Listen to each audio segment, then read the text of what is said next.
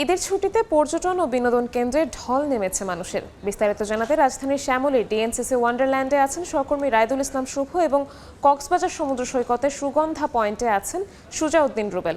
সরাসরি শুরুতে যাচ্ছি রায়দুলের কাছে। রায়দুল, ঈদের একটা লম্বা ছুটিতে এই যে শিশু যারা আছে বা বড় সকলেই কিন্তু প্রিয়জনের সাথে ঈদের আনন্দ ভাগাভাগি করে নিতেই ছোট বাচ্চাদের জন্য এই সকল রাইডসগুলো রয়েছে, যেগুলো শিশু মেলায় আমি আছি কিন্তু এই মুহূর্তে। আজকে প্রচণ্ড গরম, সকাল থেকে আমরা উপেক্ষা করেছি। সেই গরম উপেক্ষা করেই তার পরিবারের অভিভাবকরা তাদের ছোট ছোট শিশুদেরকে নিয়ে আসছেন এই বিনোদন কেন্দ্রগুলোতে।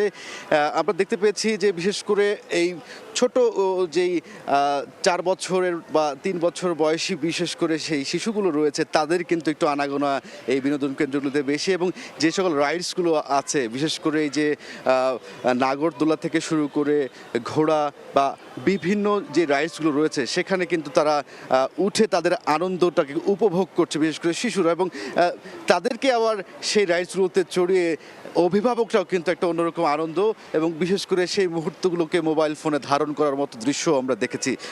তবে আমরা অভিভাবকদের সাথে কথা বলেছি এবং বাচ্চাদের সাথেও কথা বলে, তারা আসলে বলছেন যে এই একটা গরম ভ্যাপসা গরমটা খুব কষ্ট হচ্ছে। তবে যেহেতু ছুটি সীমিত, লম্বা ছুটি পেয়েছে, এদিকে কোরবানির একটা পশু কোরবানি আত্মীয় স্বজনের বাসায় সেটি ভাগাভাগি, এই ব্যস্ততার পরে কিছুটা হাতে সময় পেয়ে কিন্তু সব কিছু রোদ উপেক্ষা করে বা গরম উপেক্ষা করেই কিন্তু আসলে সেই ছোট্ট ছোট্ট সোনামণিদেরকে নিয়ে তারা অভিভাবকরা বিনোদন কেন্দ্রে কিন্তু হাজির হয়েছেন।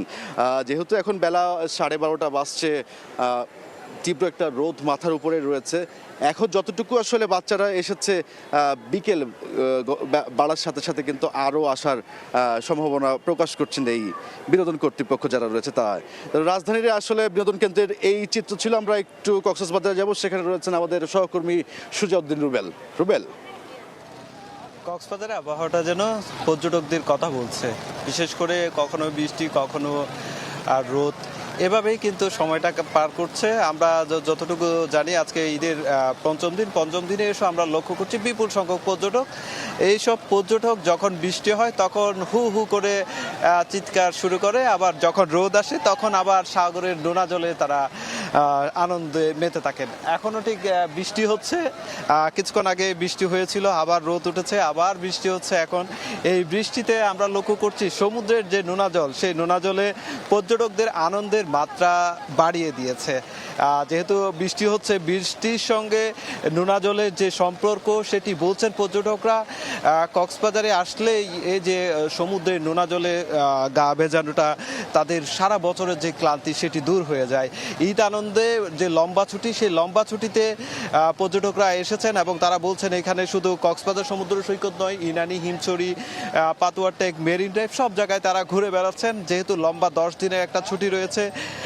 এবং পর্যটন ব্যবসায়ীরা যেটি বলছে, যেহেতু 10 দিনের ছুটি, সেক্ষেত্রে আজকে পঞ্চম দিন শনিবার পর্যন্ত বিপুল সংখ্যক পর্যটক কক্সবাজারে অবস্থান করবে এবং অবস্থান করে তারা পুনরায় স্ব গন্তব্যে ফিরে যাবে, এমনটাই বলছে। তবে আমরা লক্ষ্য করছি যেহেতু বিপুল সংখ্যক পর্যটক এসেছে, সাগর উত্তাল রয়েছে, সেই ক্ষেত্রে লাইফগার্ড কর্মীরা সর্বদা সচেষ্ট রয়েছে যাতে কোনো ধরনের দুর্ঘটনা না ঘটে। টুরিস্ট পুলিশও রয়েছে সজাগ। তো এ ছিল আমার কাছে কক্সবাজার সৈকত থেকে সবশেষ।